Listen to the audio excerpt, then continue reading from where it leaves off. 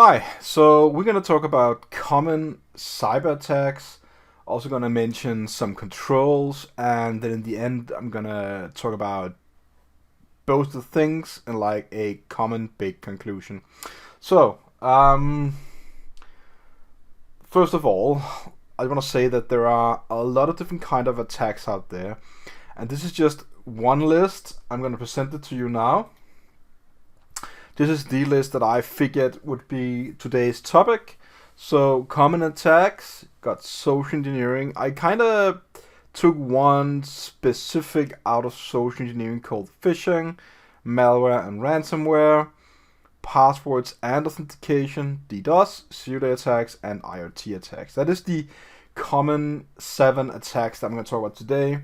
Also controls, we've got multi-factor authentication, password managers as a whole, public network safety, backups, updates and patches, rescue plan, recovery plan.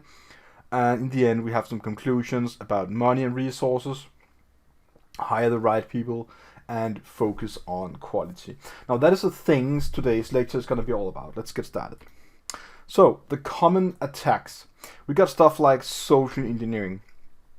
Now, the thing about social engineering is that they target different kind of emotions, for example, or example is on this image. You say the request is urgent, so you get it like a request on an email, you get a an SMS, you get some sort of message, and it kind of states that you need to react right now.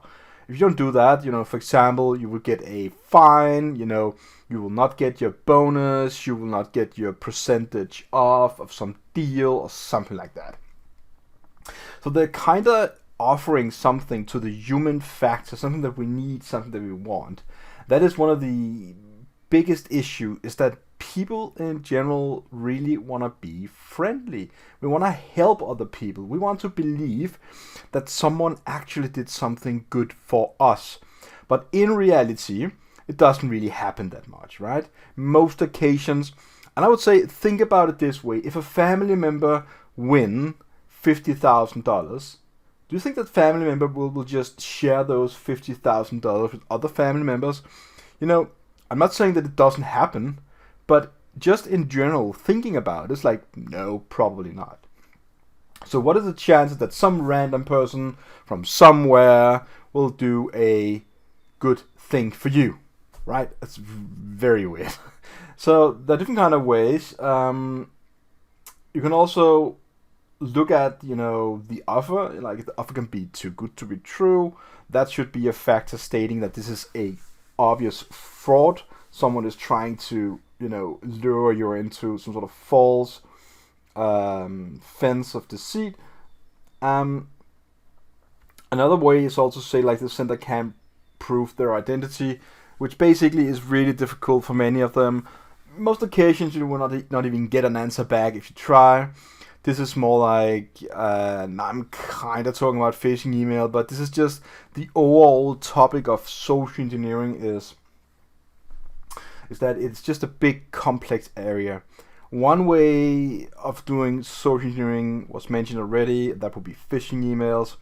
But you can also go ahead and do different kind of social engineering. It could be like smishing, it could be like tailgating, it could be, you're calling someone, you're going into an office, stating that you are someone. So many different kinds, but this video is not about the different kinds. I'm gonna shift over to phishing emails now, because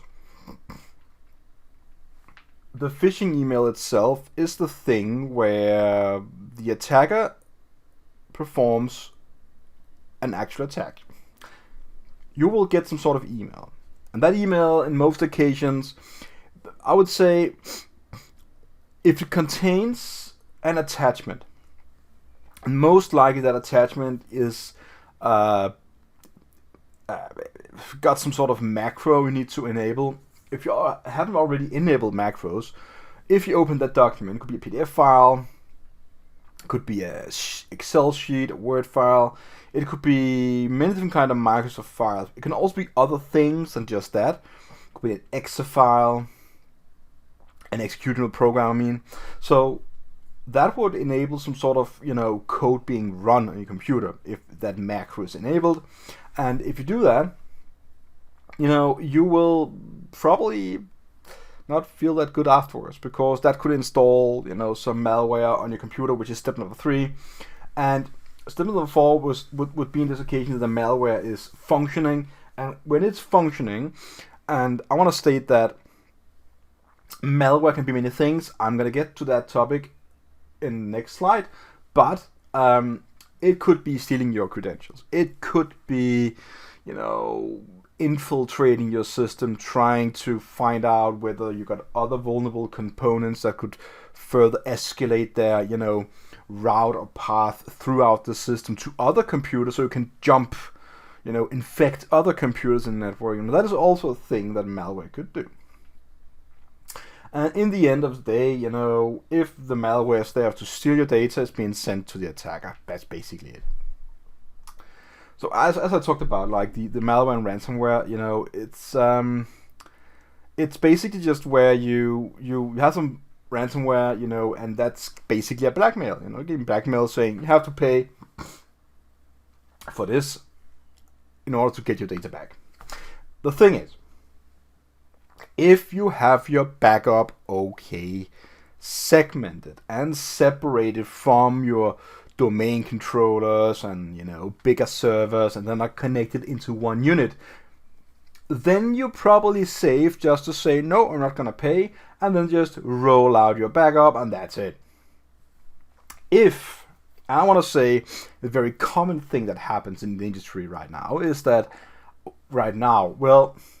just say it's a very common thing that happens still. I don't know why, but it's very interesting that you place your backup with your different kind of controls you have, like your big servers, and of course the ransomware will just encrypt the whole server. It doesn't really matter if your data is encrypted, it just encrypts the upper layer. It's like boom.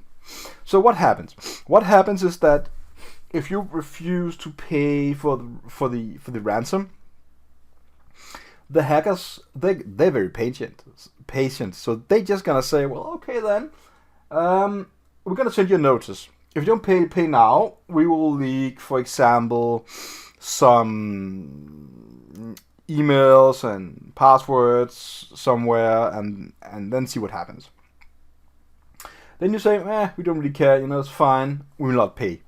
The hackers will say, well, that's fine, okay, so then we're gonna leak all the payment information now. So we got credit cards and PIN numbers and stuff. And now it begins to get serious, because the company now don't want to lose the reputation, because if they get leaked like that, if so many accounts being leaked like that, probably gonna lose your reputation really bad, really fast. So it's gonna be really bad for the company. Probably gonna lose a lot of money, if it's a big company.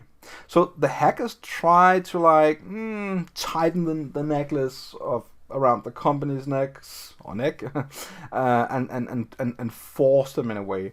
At the end of the day, if they're not gonna pay, the hackers can then say, well, okay, then we're gonna leak everything. It doesn't really care. And then other companies that get infected, and they will know that if you don't pay up, it's gonna be leaked. Which is why that many companies tend to pay, because it's more convenient for them. And I get it. If you can in some way avoid it, please do so, because they will just continue try to get the money from you. Okay, so the general idea is that you basically just need, to segment your network in a way so that your backup is on a special kind of network that cannot be accessed by the ransomware. That is a technical thing as a system administrator needs to administer and create. Passwords and authentication is another very interesting thing, because I also talked about how bad people are creating passwords, and I also created a project about it. I even created a small research article on my website about it. I even analyzed 1.4 billion breach passwords. I can continue saying that I did. The same conclusion is always there. People cannot create good passwords. Whenever a person is involved, creating passwords is probably bad. It's just the common conclusion now. It's just bad. So what happens is that you need a computer to generate the password. That is why we need to use password managers and stuff. I just want to say that there are so many things about password that I could mention, but I also need to mention authentication. And authentication is when you are trying to get authenticated as the actual person. And if you don't have your system down, okay, that's a slang way of saying it. Like if you don't have your system well enough crafted, well, then it could lead to some sort of vulnerability where you can authenticate as another user in a very easy way. Now, this is not a technical video per se, but some words are being used in this video that could be interpreted as technical, but I basically just want to say that understanding the basics of cybersecurity is also taking in new words and understandings that is probably a bit more complex than just saying open the door with a key. Now we also have something called DDoS, and the distributed attack is, as you can see, like a big pile of computers just doing a lot of noise. There are different kind of ways that this DOS attack can be started, and this video is not about how the actual, all the red machines. I would say that is usually commonly called a botnet, and a botnet is just a lot of machines. The term bot is short for robot, and what you see there is just a lot of machines that are being controlled by, well, the hacker, as you can see in the top of the image, which is in terms described as the controller of the bots or the robots or the machines that's infected. Now, a bot is just a infected machine, well, by some sort of ransomware, and that is, by some sort of malware. So the general idea by a DDoS attack is to deny the service, the operational service of one or more computers or networks, so that it cannot function. Some people say that, but does a DDoS attack, does that kind of destroy a computer or hurt or harm something? Not in reality. That's not really the purpose of it. It could have an effect, of course, like an overloading effect. Think about it as a big wave hitting your house. If the wave is big enough, well, in the physical world, it could destroy your house, but it doesn't work that way in computers. If the amount of traffic is big enough generated by different kind of bots on the botnet from the DDoS attack, well, you can say that the server would maybe just shut down. But that's not the same as exploding or like boom, it goes up in the air, it doesn't happen that way. So in most occasions when a DDoS attack stops, well, then the machines is back to, normal run time. The problem with the DDoS attack is that, is that you can, stop the service totally of, for example, Amazon or, these days you see a lot of DDoS attacks to governmental sites. Probably, I'm not going to mention, I cannot say who's doing it. I don't know, but one could probably say that because of the war, you have Ukrainian people, you have Russian people. Those two parties would have an interest in DDoSing some server somewhere. So you might say, why do people DDoS each other? Why don't they just destroy the server or hack it totally? Well, because a DDoS attack cannot be stopped, really. It's just something you deny the service of it to stop functioning, and that is kind of the same as shutting down the server in a way. For as long as the DDoS attacks can be run before the traffic is being redirected, well, then you can probably do the attack again. But I want to say that the DDoS attack is easier to do, it's faster to do, and a lot cheaper to do. It doesn't require a lot of skill. You can, for the amount of a few $100s, hire yourself a big botnet on the dark web or one of those vendors online that sell it, and then perform your attack 5,000, 10,000, 20,000 computers for an amount of time that you bought. And you can get a long way for a few $100s, but that's another video. Then you have a thing called zero-day exploit. And the zero-day exploit is the most dangerous exploit there is. And you might say like, well, what is that then? It is not a special kind of exploit. Let me just say that at first. Usually say, why don't you just say what it is instead of saying no, what it is not?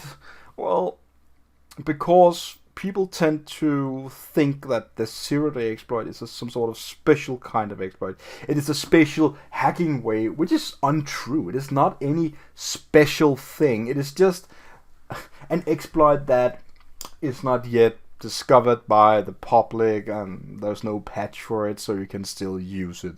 That's it, really. And there is a life cycle, and it's kind of the same always. A new vulnerability is discovered, usually by some hackers.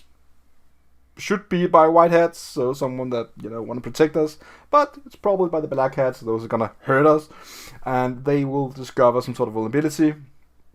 They craft a way to exploit the vulnerability, and then they use it in some way, and then they at some point in time after it's been used, the software vendors, the virus vendors, like, they discover that, security companies, and they create a patch for it, and then boom, it's out, and the zero-day exploit is now known as an exploit, which is old, deprecated, not used, and cannot function anymore.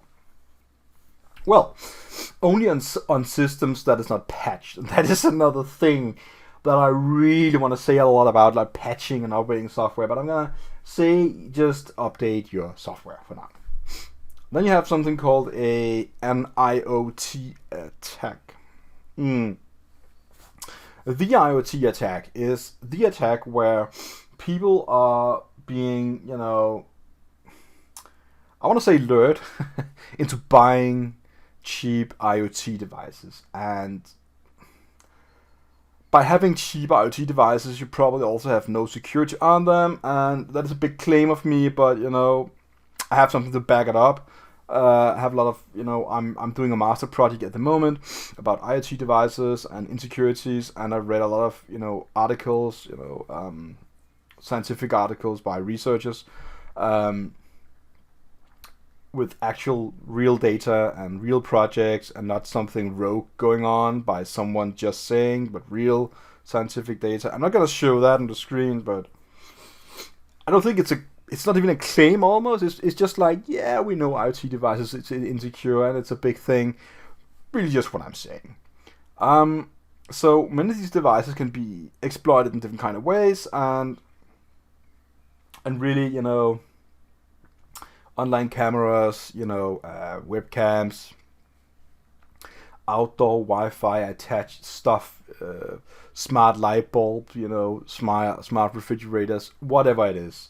And you might say that, what can you do with a light bulb?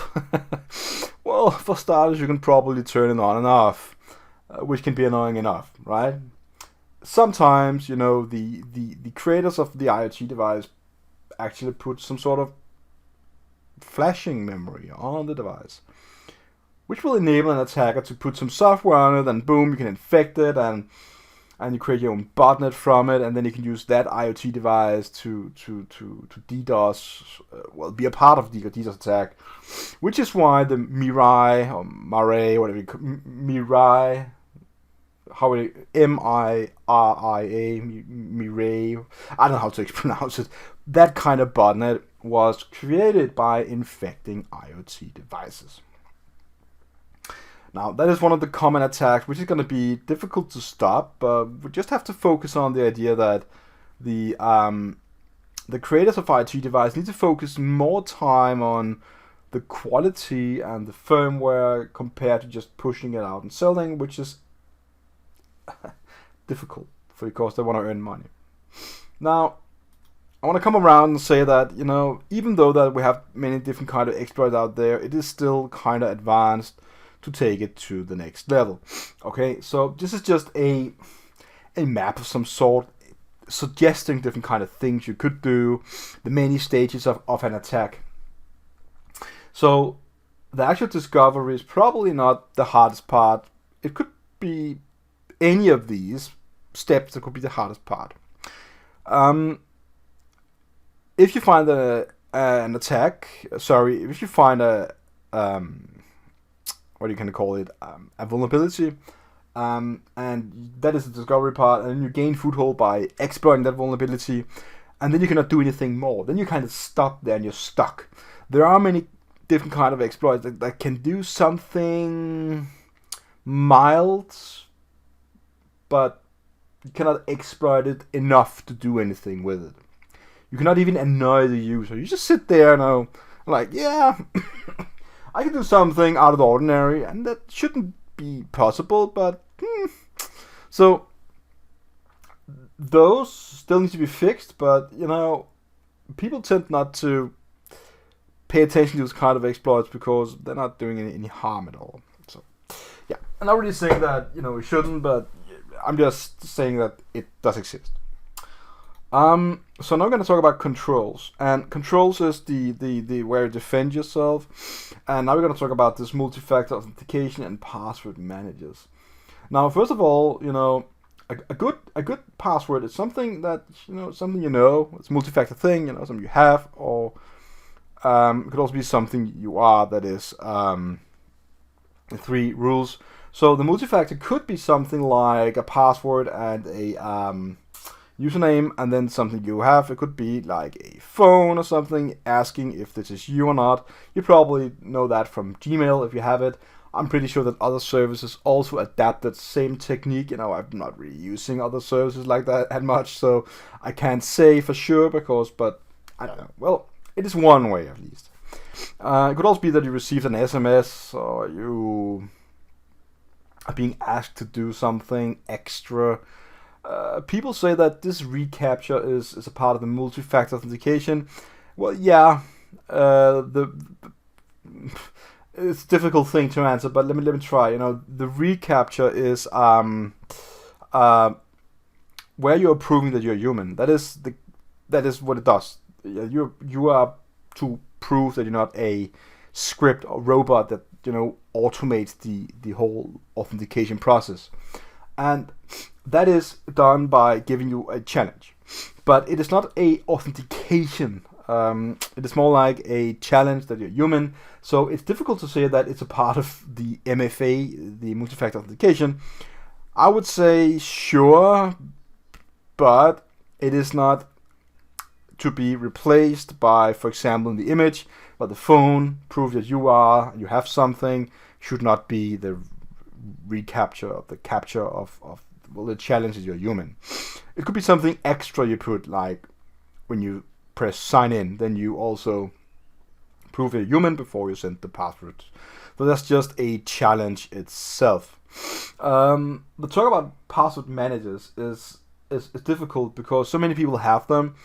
I also have a password manager in my browser. It's Chrome, and I don't use any other password managers. You could have a password manager installed on your computer. I've seen many programs. I don't think like McAfee or Norton or something like that, they have their own. I think that is, I can't say for sure, but I think I heard they do. And so many companies do have their own password managers, and you should definitely use like one of them. And then you can say, but hey, those password managers, are they not hacked and breached and they leak a lot of stuff? But yeah, that is true. But you kind of have to choose to be a human and create bad passwords, or have a password manager and make sure that you have long passwords that are of course encrypted. It's really bad. It's of course if the password manager is leaked in clear text, because then, but it's still a lot better than you having bad passwords as a human, because it kind of just create a whole other playground. Think about if you have a lot of users, 1,000 users that create bad passwords, the hackers would be able to just, hack their way through really easy. If they are controlled by password managers, they kind of rely on a password manager to be leaking somewhere. And if they are, the user's just going to create a new password. with the password manager, and then boom, you're done, but still use a password manager. Don't listen too much to all these, but it still is just leaked. It still gets hacked. All those kind of stupid, dumb reasons, and I'm gonna say it again, stupid, dumb reasons that people say not to use a password manager is because they also get hacked. That is kind of ridiculous, because by that point stated just right there, you shouldn't even be doing anything at all. You shouldn't buy a refrigerator because it breaks down. It's like, yeah, at some point probably it will. You shouldn't boil water because it will evaporate. Like, yeah, but it's just a weird thing to say. I want to say use your logic and use a password manager. And it brings us back to the public network safety, which is something that you should always step lightly. Whenever you are invited to join a public Wi-Fi, there are different kind of risks to that. And you might say, but hey, listen, this is my school. I work there. It's my school Wi-Fi. Can I trust that? It is also, well, yeah. Schools usually have something called public and something you need to authenticate yourself with your student account and so on. But you also have other kind of network like cafes or the casual sandwich corner, joint and stuff like that. It's very common that they provide their own free Wi-Fi, because then you have your phone and you can use that Wi-Fi instead of your own data. Or data, I say data, and then, well, it's free then. But there are different kind of risks to that, because it's also easier for the hackers, because they already have access to that public Wi-Fi, and they can just, launch all the attacks you can get. Think about it this way. Do you think that the public sandwich joint will have enhanced security on the public Wi-Fi? Will they think about other things that creating a good sandwich? I don't think so. Go and ask them. I bet not. So please, if you're gonna use a public Wi-Fi, use a VPN in front of it. That's not a bad idea. Backups. As another control, it's something that you should basically always do. It's kind of the end of sentence, right? Just do it.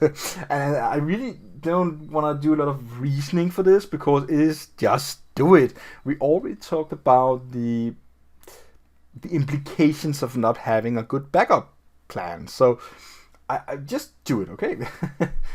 Yeah. Then you have updates and patches, and I want to say again, just do it. Don't wait. I know the annoyance when you have your phone, your iPhone, your Android, your Windows, your Mac, your whatever you have, and it kind of pops up and say, "Oh, it's ready for your update. You can download it now." It's like, do it. Just do it. And that is really what I want to say. No reasoning.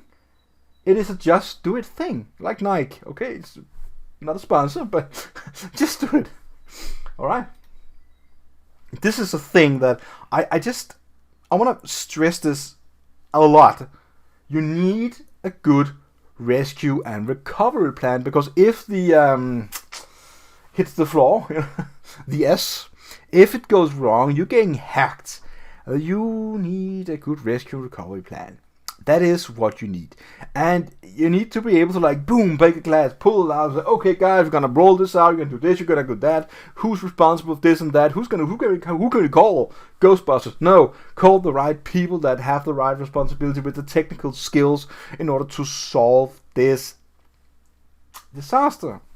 That is why you need it so much.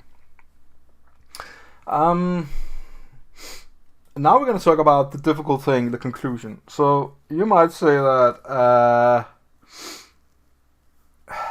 why? Why do we need all these kind of things?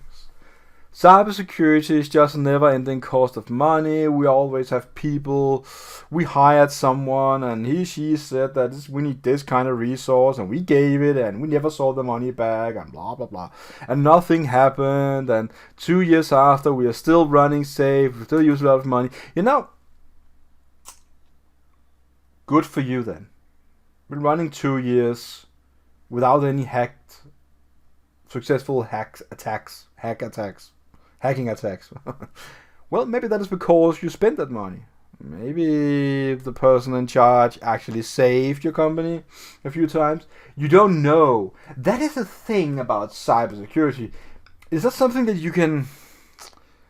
Okay, so it's really easy to see that if a bomb explodes outside your window, you need to be in a bomb shelter. And you do that. You can probably still hear the blasts. You can measure them in some, vibration measuring device and so on and so on.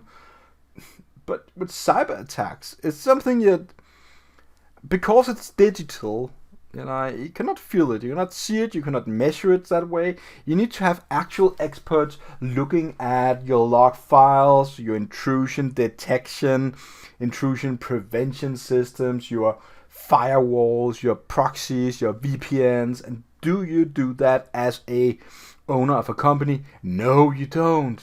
You care about what you need to care about. Care about your business, it's running, you're earning money, and then you make the security guys do their job. I want to say it again, make the security guys do their job. That's the thing they should do. And if you're not getting hacked, they are doing their job. That is the case. Never say that, but I never got hacked in those 2 years and I used 500,000, blah, blah, blah. Maybe that is well spent money. That's the conclusion for today.